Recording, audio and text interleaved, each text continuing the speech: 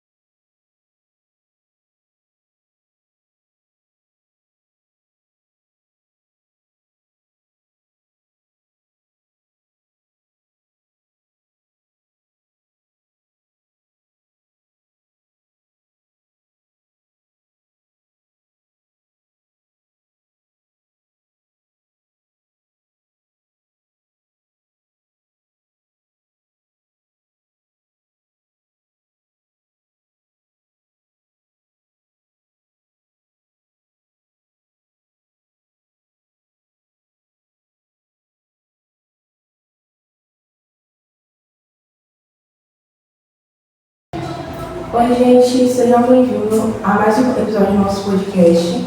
Meu nome é Yasmin e a gente hoje tem uma presença super especial, o nosso professor de filosofia, professor Enoque. Um tema que não podia ser melhor, filosofia prática e ética no cotidiano. Vamos entender como os filósofos podem nos ajudar a tomar decisões melhores no nosso dia a dia.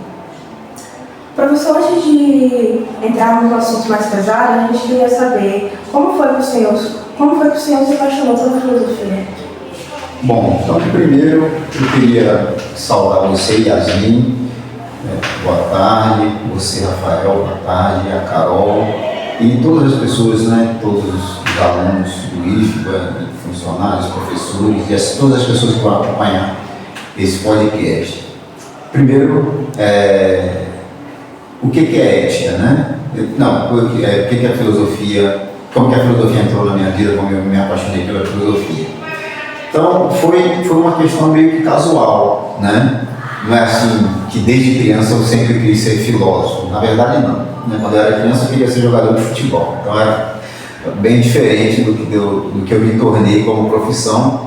E até a fase da adolescência, da juventude, eu tinha outros sonhos, outras expectativas, até que, quando eu terminei o ensino médio, eu saí de casa para trabalhar, para estudar, e acabei encontrando com a filosofia, Fiz o vestibular, entrei na faculdade de filosofia, meio sem saber se ia gostar, se não ia gostar, certo?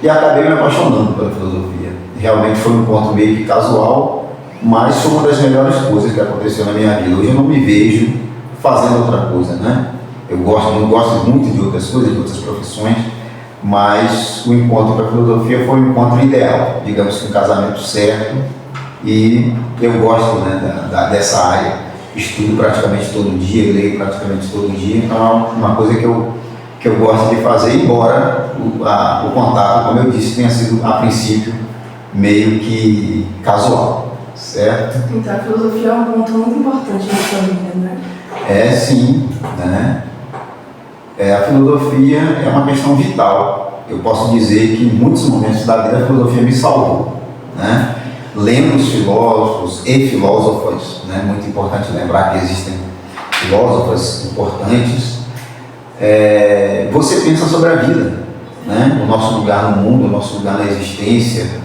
qual é o próprio sentido da vida, às vezes em questões muito específicas do dia a dia, Ao ler um filósofo, você começa a pensar naquilo, começa a refletir e começa a redimensionar, peraí, esse caminho da vida, eu posso buscar outras expectativas, eu posso redimensionar o caminho, não existe um único caminho da existência. Então a filosofia, certamente, ela é uma questão vital para mim nesse sentido, né? Não é vital para mim, é vital para qualquer pessoa. Mesmo pessoas que não são filósofas ou filósofos, de alguma forma a filosofia está presente na vida delas, né? Porque sempre que a gente pensa com profundidade, perguntando os porquês, as razões dos fenômenos que envolvem a nossa vida, a gente está filosofando também, mesmo que não seja tecnicamente. Sim, sim. Filosofia é extremamente importante na vida de qualquer pessoa. Ajuda a gente a pensar, entender os porquês da vida, é extremamente importante. Bom, e para começar, professor, muitas vezes a ética parece algo distante. Como você explicaria de forma simples o que é a ética? Bom, primeiro, né, a palavra ética vem do radical grego, né, ethos. É um dos radicais que a gente pode retirar, né, a etimologia, o estudo do significado das palavras, né? Então, a palavra ethos que dá origem, uma palavra de origem grega que dá origem à palavra ética. E quando essa palavra foi traduzida para o latim, o radical latino mor ou mos, foi traduzido como moral, certo? Traduzido na língua portuguesa como moral. Então, ética e moral, para alguns estudiosos, são exatamente a mesma coisa. E significa o quê? Significa estudo do comportamento humano. Qual é a função da ética? Qual é a função da moral? Tentar compreender o comportamento humano, as relações humanas, do ponto de vista de quando a gente analisa o que é certo, o que é errado, o que é justo, o que é injusto, certo? Que atitude tomar diante de uma determinada situação. Então, a ética, nesse primeiro sentido que eu estou falando, ética e moral, para alguns intérpretes, é apenas uma questão etimológica, não existe diferença entre os dois. Ética e moral são a mesma coisa. Outros estudiosos, por exemplo, vão distinguir. Ética é uma coisa muito comum, né, principalmente nos estudos da ética contemporânea, fazer a distinção. Ética é uma coisa, moral é outra. As duas estão imbricadas, não tem como separar uma da outra. Mas o que seria a moral? A moral seria a análise prática do comportamento. Que atitude que eu vou tomar diante de uma situação concreta, certo? Por exemplo, alguém perdeu alguma coisa diante de mim, a pessoa não viu e eu vi. Essa atitude que eu vou tomar, se vou devolver ou não, é uma atitude moral, uma atitude prática. A moral é prática, certo? E a ética? A ética seria o estudo teórico da moral. Tentar entender por que aquela pessoa tomou uma atitude ou outra, entendeu? Por que uma sociedade tem determinadas atitudes e outras não? Por que um povo, uma cultura, um indivíduo tem determinada atitude ou não? Então, digamos, simplificando, que a moral é prática e a ética é teórica.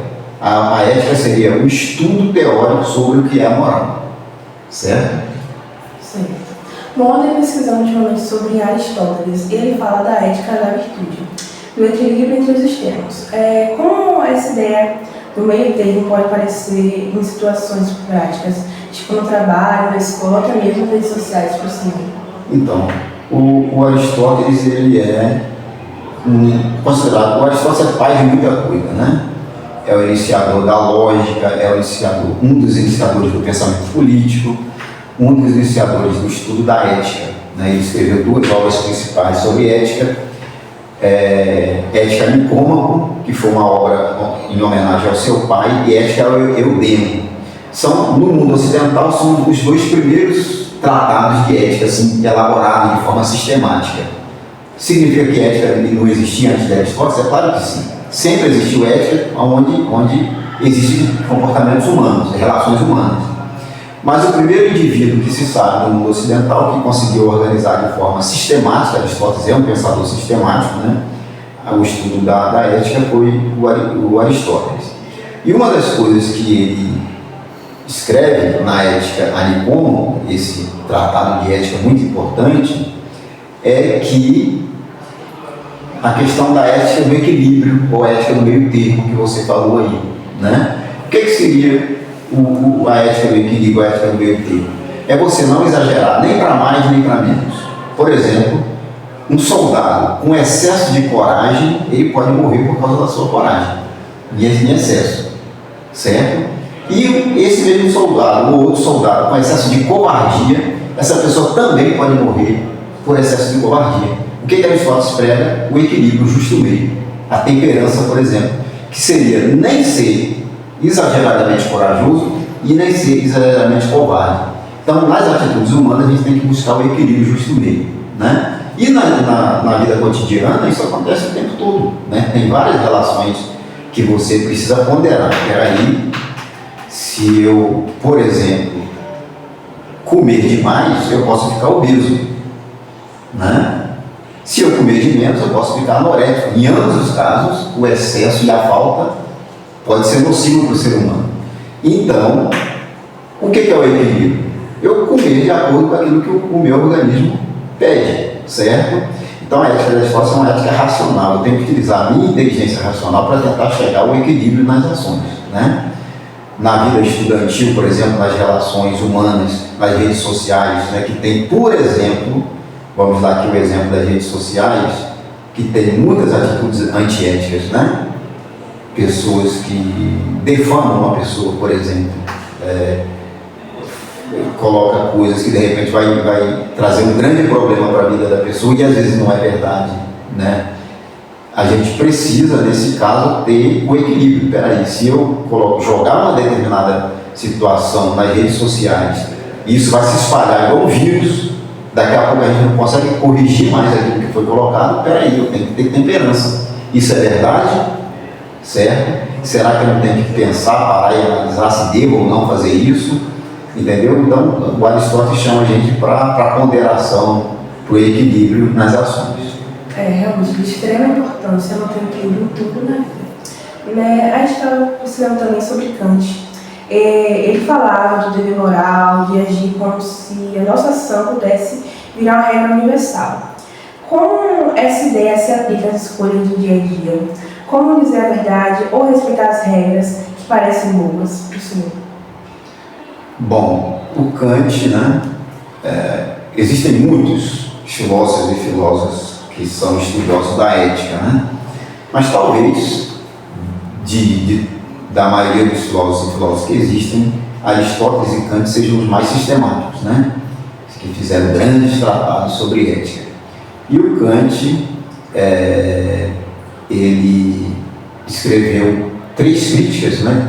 As 3 grandes obras de Kant são chamadas de crítica: crítica da razão pura, crítica da razão prática e crítica do juízo, ou crítica da capacidade de julgar, né? Na primeira obra, o Kant fala da questão de como que funciona a nossa razão prática, né? Tenta analisar qual é o lugar da razão, né, na vida social, na interpretação do mundo, né? Ele tenta depurar o valor da racionalidade, e é exatamente na crítica da razão prática que ele vai analisar a questão ética, certo? Se na crítica da razão pura eu tento analisar como que a minha razão, sem passar necessariamente pela experiência prática, pode captar o mundo, a minha estrutura mental, a minha estrutura racional, pode captar as verdades dos fenômenos sem necessariamente passar pela experiência. Por exemplo, um cálculo matemático, né? A ideia de que o triângulo tem 3 lados. Eu não preciso necessariamente fazer uma experiência prática para ter essa noção, certo? A minha razão prática consegue reconhecer isso, porque está numa estrutura universal do pensamento humano. No caso da razão prática, ele vai analisar exatamente os comportamentos práticos, né, e objetivos do ser humano, e aí entra o estudo da ética, a ética como um estudo prático, né?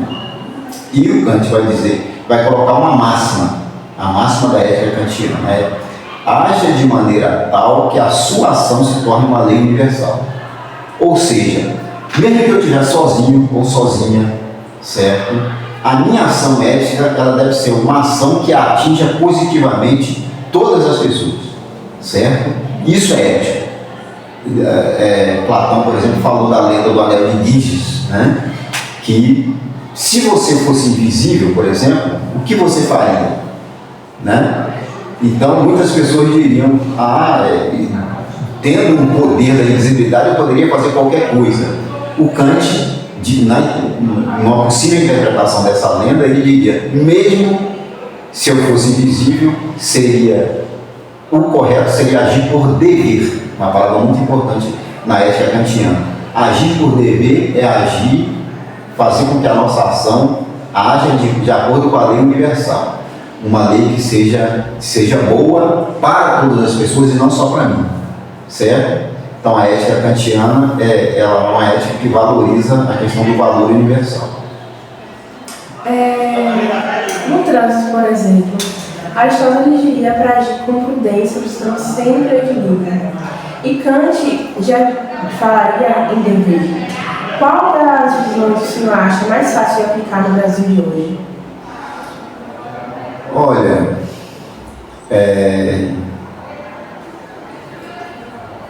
as duas teorias éticas têm seu valor, né? Eu, particularmente, né, nessa interpretação ética, eu diria que não sou nem aristotélico nem kantiano, né? Eu acho que as duas teorias têm o seu valor. Por exemplo, na sociedade brasileira, né? A pergunta é sobre como aplicar, por exemplo, a ética kantiana no Brasil atual, ou a ética aristotélica no Brasil atual, né? Então, partindo, por exemplo, da questão aristotélica, a gente tem visto aí na sociedade, nas redes sociais, nos noticiários e na vida cotidiana também, né? Provavelmente eu vivencio isso e vocês também vivenciam, talvez em sala de aula, na vizinhança, em outras situações altamente antiéticas e de respeito do ser humano para com o outro, etc., né? Ou seja, está faltando aquela orientação aristotélica do equilíbrio nas ações, né? Parar, utilizar a nossa capacidade racional e pensar, peraí, será que viver no conflito o tempo todo, muitas vezes sem uma razão aparente, será que isso vai levar a minha vida para uma vida melhor e a vida da sociedade e das outras pessoas para uma vida melhor, né? Então, Aristóteles chama para ponderação. E Kant, a ética universalista kantiana, acho que ela é muito útil para o mundo atual, porque nós vivemos numa sociedade extremamente individualista, entendeu? É bom o que é bom para mim, ou para os meus. Se for ruim para o outro, que se dane o outro, entendeu? Então isso é um problema muito sério. Então essa lógica kantiana age de maneira tal que a sua ação se torne uma lei universal, ou seja, eu tenho que agir eticamente por dever, de tal modo que a minha ação não atinja somente a mim, mas atinja a universidade, a humanidade inteira, certo? De certo modo, aquela frase que é do senso comum, mas é importante, né? Eu não devo fazer com os outros aquilo que eu não quero que seja feito para mim, certo? Então, de certo modo, isso simplifica a ética kantiana, mas ajuda a gente a entender. Então, é muito importante numa sociedade extremamente em si mesmada, voltada para si mesma, individualista, fechada em si mesma, essa visão mais universal do valor humano. Quando a gente age só por medo da punição, tipo, levar uma multa ou ser castigado, ainda assim isso é ética ou é ponto de você só interesse? Olha, muito boa a questão, porque mais ou menos a gente retoma a ideia da lenda do Anel de Giges, né? Aquela ideia, você só age eticamente porque tem alguma coisa que te domina, te controla, a lei, a norma, as instituições, né? E no fundo a gente não age eticamente porque existe um movimento natural que nos impulsiona para isso. Você acredita que tem uma ética natural já no ser humano ou algo que é imposto pelas sociedades? Acho que as duas coisas, uma não necessariamente exclui a outra, entendeu? Eu entendo que o ser humano tem um senso ético, certo? Por exemplo, diante de determinada situação, o meu corpo, o meu inconsciente sabe distinguir, principalmente se eu sou uma pessoa jovem, adulta, sabe distinguir se aquilo é certo, se é errado, se eu devo tomar uma posição boa ou uma posição ruim, certo? E então, não dá para dizer que não existe esse senso ético, que nós não tenhamos esse senso ético. Por outro lado, a ética também é construída socialmente, com certeza, sem dúvida. Aí, né, aqueles estudiosos que fazem a divisão e diriam que isso é mais adequado à moral. Mas dependendo da cultura que você vive, da sociedade que você vive, você vai ter crenças e convicções diferentes de uma outra cultura, de uma outra sociedade. Então, uma coisa não anula a outra. Eu entendo que nós realmente temos um senso ético e temos que trabalhar para que esse senso ético seja cada vez mais rico, né? Não é perder o senso ético, mas é ganhar o senso ético, isso é bom para a sociedade. E também a ética é construída socialmente. A questão, a virtude também, uma coisa que o Aristóteles fala, a virtude também é ensinada, né? Se ninguém te ensinar, é óbvio que aquele senso ético que é natural em você vai se perder com o tempo. Então a educação, a formação, o ensino é muito importante para que a gente mantenha o senso ético. Então, a questão social e a questão do senso que nós já temos, eu acho que uma coisa não necessariamente anula a outra. Então você acha que a gente precisa de um pouco dos dois, né? Sim.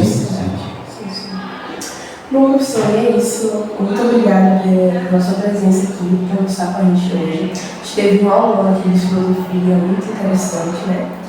E para quem está ouvindo, deixamos uma provocação. Qual foi a última pequena escolha ética que você fez hoje? E esse foi mais um episódio do nosso podcast. Até a próxima.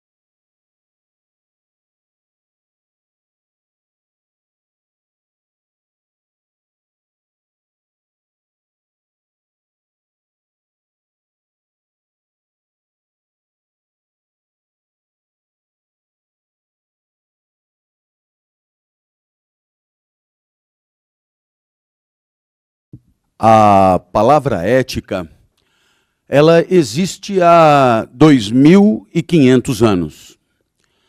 Mas é engraçado, só nos últimos 30 anos que ela passou a ser usada. Até 30 anos atrás, essa palavra era exclusividade de professores de filosofia. De 30 anos para cá, a palavra ética se tornou a palavra mais repetida na rua. É impressionante porque não é só um fenômeno brasileiro, é no mundo inteiro. Não há como ler um jornal, uma revista, ligar a televisão sem ouvir a palavra ética. É interessante se perguntar o que foi que aconteceu. Por que de repente essa palavra começou a ser usada por todo mundo? Aparentemente ela teria entrado no lugar de uma outra palavra que era muito usada e deixou de ser. Ela lembra os nossos avós. É a palavra moral. É interessante porque dá a impressão que ética e moral são a mesma coisa, uma entrou no lugar da outra e está tudo certo. Mas não é bem assim. As duas continuam existindo entre nós. Então eu começo falando de moral. Se você me acompanhar, a gente pode ganhar muito com isso. Moral nada tem a ver com o fato de você ser pego, com o medo de ser flagrado. nada tem a ver com câmaras que fiscalizam, nada tem a ver com o guarda de trânsito, nada tem a ver com o poder judiciário, com a mídia que fiscaliza, nada disso. Porque a moral não sai de dentro de você.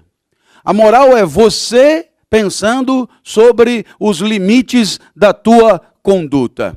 A moral é você que julga você mesmo.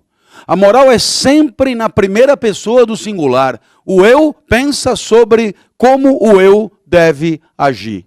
Então, você imagina que em muitos momentos da vida você se pergunta, será que eu faço isso? Será que eu faço aquilo? E você pensa, isso eu acho que eu não acho legal fazer. Você está no âmbito da moral, você está definindo você mesmo os limites da tua conduta. A moral parece ainda mais importante quando você deixa de ganhar alguma coisa, deixa de obter um resultado, deixa de obter um prazer, para poder respeitar um protocolo de conduta que você acha adequado para você. Existe essa possibilidade. Existe a possibilidade de deixar de ganhar em nome de um princípio. E você, com você mesmo, decide que daquele jeito você não aceita. Moral faz parte da nossa vida? Claro que faz. Eu tenho certeza que se algum de nós aqui deixar cair a sua carteira, independentemente do conteúdo, qualquer um aqui vai procurar o dono, vai devolver, porque na moral não fica com coisa que não é sua. E é legal porque pode você estar sozinho, só tem você e a carteira. Não tem câmera, não tem ninguém olhando, só tem o dinheiro e você. E você pensa, claro, não vou ficar com isso. Embora você lute pelo dinheiro o tempo inteiro, não vou ficar com este dinheiro, porque este dinheiro não é meu e não tem a menor possibilidade de ser pego. Só tem você mesmo fiscalizando você, avaliando você, julgando você mesmo. Então, eu acho que você entendeu, a moral continua existindo, porque continuamos tendo discernimento e lucidez para poder não fazer as coisas de qualquer jeito e não alcançar os nossos objetivos de qualquer jeito. A ética é o seguinte, já que na moral a gente não segura a nossa onda, então a sociedade cuidará disso e fará com que você se comporte adequadamente. Por quê? Porque senão a sociedade vira uma lama, uma guerra de todos contra todos. A ética é uma decisão coletiva. A ética é um entendimento coletivo. A ética é a sociedade protegendo a convivência. E isso contra todos aqueles que puderem ameaçá-la. Vem comigo para você entender agora como é que a coisa vai funcionar. Imagina que você tenha morado sozinho numa casa ou num apartamento. Quem mora sozinho não convive e, portanto, vive de acordo com os seus interesses e a sua praticidade. Então você adquiriu práticas, hábitos, porque você mora sozinho naquele apartamento. Muito bem. Por alguma razão você passa a compartilhar aquele mesmo espaço com alguém. Pode ser por falta de grana, pode ser por matrimônio. O fato é que agora são duas pessoas no mesmo lugar. O que você percebe logo de cara? Que tem coisas que você fazia que você pode continuar fazendo, porque não interferem na vida do outro. Mas tem coisas que se você continuar fazendo, você tira do outro a chance de um pouco de felicidade ali dentro. E como o outro tem o mesmo direito a ser feliz ali dentro que você terá que rever as tuas práticas. E terá que deixar de fazer coisas cômodas e prazerosas. Para quê? Para poder harmonizar a convivência. A ética é a diferença entre o que você faria se morasse sozinho e o que você passa a fazer porque mora com alguém. Vale para um casal, vale para 5 pessoas na família, vale para 50 pessoas num pequeno grupo de amigos, vale para 500 pessoas numa empresa, vale para 200 mil pessoas numa municipalidade, vale para 200 milhões no país ou para toda a humanidade. Havendo convivência, haverá ética, porque não dá para fazer tudo o que você gostaria como se fosse solitário e sozinho. Ficou claro isso?